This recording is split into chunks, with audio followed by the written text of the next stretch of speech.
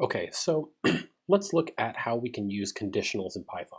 Conditionals are essentially if statements and logical syntax where we can evaluate something as true or false.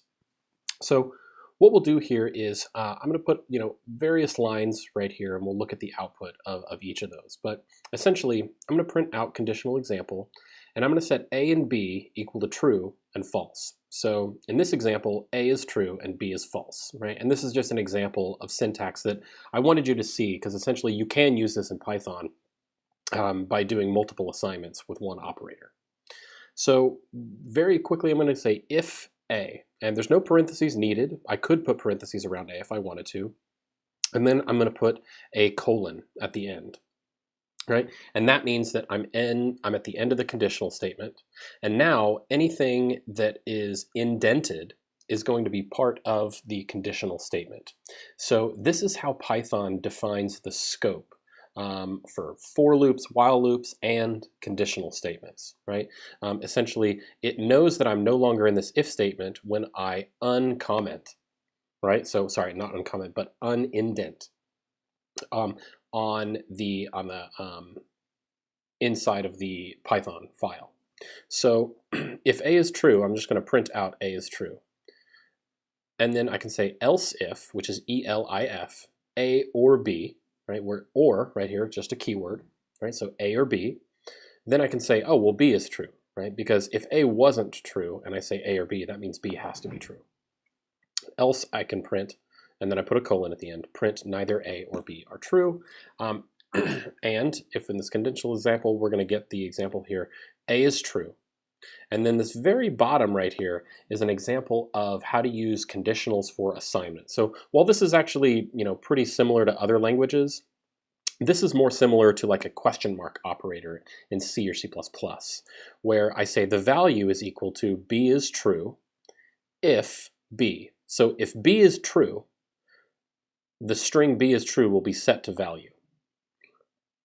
If that's not true, else B is false. So B would be set. So if B is not true, right here, this variable will be set to the string B is false. Since B is a false assignment, we're going to print out value and we will get B is false. So this is sometimes a very readable form, right? Value equals B if true if B, otherwise B is false, right? So it's a very easy way of reading that line of code. It's something that I would practice that, because this is a very expressive and intuitive way of doing variable assignment with an else statement.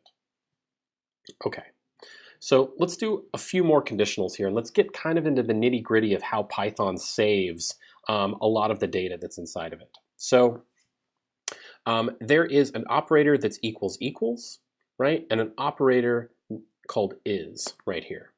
Now, if you've ever worked with C++, you know what a pointer is. Essentially, it's something that points out to the same memory location that I have on my disk or RAM or wherever my memory is that I'm looking at. So the is operator is a straight comparison. Is that the exact same memory? That's what is says. The equals equals operator is just equality, right? Are these two values equal to one another, right? Not are they the exact same memory location, but are they just equal to one another? So if I say A equals 5 and B equals 5, then I say if A equals B, print everybody as a 5. Right, so this is pretty, this is going to print out everybody as a 5 right here, right? Because A and B are equal to one another. If I say A equals 327,676, and B equals A, that means that they are the exact same memory location right now, right? So if A is B, I'm going to print out these are the same object, right? However, if I were to print out A is equal to 327,676, and B is equal to that plus 1, and if A is B, I would assume that would go to false, because even though they have the same value, they're not the exact same memory location, right? So if I print out what these are, yeah, see, so the A and B, everybody is a 5. They both have a value of 5. In this example, they are the same object because I said B was equal to A. In this example, it defaults to false because they're not the same object. They just have the same value inside of them. Okay, but let's throw a quick wrinkle into this.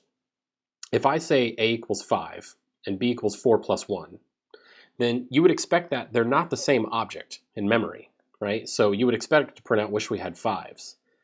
Actually, what happens, it prints out everybody as a 5. And this is a artifact of the way that Python stores memory. Very small variables, right, like a value of 5, something that's not 327,000. It actually caches the value of that such that A and B are pointing to the exact same memory location, right? And it's not until I try to do something different with B than I'm doing with A, it's not actually going to separate that memory. It's going to just keep caching the value of 5 so that it can quickly grab something from the memory and spit it out if it needs to. The second that I start to manipulate things, it gets interesting. So if I say here, so A and B are pointing to the same memory location because of the way that Python caches memory. But now if I do some assignment, right, so if I say, hey, B equals B times 2, B equals B divided by 2, right, so it still has a value of 5, but I've done some operators to it, and then I print out this right here, well, these are no longer the same object, right, because I've done some manipulations to this. Python doesn't really know, yeah, it's a value of 5, but I've done enough manipulation here. It doesn't know if it can cache that memory anymore because I've done some operations to B. So it will actually save these as different values. Also, we can do nested conditionals in Python, which is kind of an interesting thing. So I could say if 5 is less than 8 is less than 6, right? So you can imagine if these were variables that I wanted them all to be in a sequence order, I could actually say var1 less than var2 less than var3. In this example, it's not true, right? So I go here and I check to whether 4 is less than 18 is less than 22. That is a valid sequence, and I can nest these as many times as I want, and I can print out, hey, got through a nested conditional. Okay, so now let's take what we know about conditionals and apply them to the calculator example that we had before, okay? Okay, so here's the calculator example that we looked at previously, where we had defined this convert user input value. And actually, if you want to see exactly what we had, I'll just scroll up here. I'm in the same IPython notebook that I was before. This is what we had before, where we had a user prompt, and we defined this function that did nothing. Well, now what we would like to do is actually have this function convert user input. Try to convert this, hey, if it's a number, if it's a floating point number, I'm going to try to convert it to a floating point, right? If it's not floating point, well, then we'll try in something else. So here's the way that we'll do that. In this calculator example, I'm expecting the user to enter either operators, such as plus, minus, divide, subtract, or I'm expecting the user to enter a number, right? Things that I would add or subtract on the calculator. So I don't know what I'm going to get on the calculator output here. So what I'm going to do here is I'm going to define a conditional that says, hey, if value is a float, if it's a float, return float value. And what float value does is essentially it says, hey, cast this string to a float, convert it to a float, right, from a string value that I passed in, if it is of type float. And unfortunately in Python there's not a isFloat function, so we have to write it ourselves. And the way that we do that is by using something called a try catch block or a try except block. Now you've probably seen these before in a lot of other programming languages. I just wanted to show you a very, very simple example of using a try catch block here. And what I'm going to do is define this isFloat, and I'm going to input value. And I'm just going to try to do temp equals float value right here, right? So if I can convert it to a float, yeah, return true. This is a floating point operation, right? Maybe not the most efficient way of doing this, but it does work. Otherwise, if I get an error right here, if the type of error that I get is a value error, like cannot convert this string to a floating point value, I'm going to return false right here, which means this is not a floating point. So if it is float, I'll convert it and return it, right? So I'll say return float. Otherwise, which is else if that value is equal to plus, or if it's equal to a minus character, a divide, a multiply, or the letter Q, which essentially will be quit, like quit using our calculator, then I'm just going to return the string value right here. right? And that's fine. If it's, if it's one of these operators, we'll assume that later on down the line, we'll interpret what that operator is as a string and actually apply it to the numbers that the user has entered. So let's see if this actually works, right? So it works in the exact same way as before. I'm going to hit enter right here. And now I'm going to hit, I'm going to say plus right here. Hey, it kept the plus sign, it kept it as class string. But now if we run this again, let's say we entered 45. Ha! It was able to do the conversion on 45, and it's of type floating point. Now, what happens if I actually enter something that is not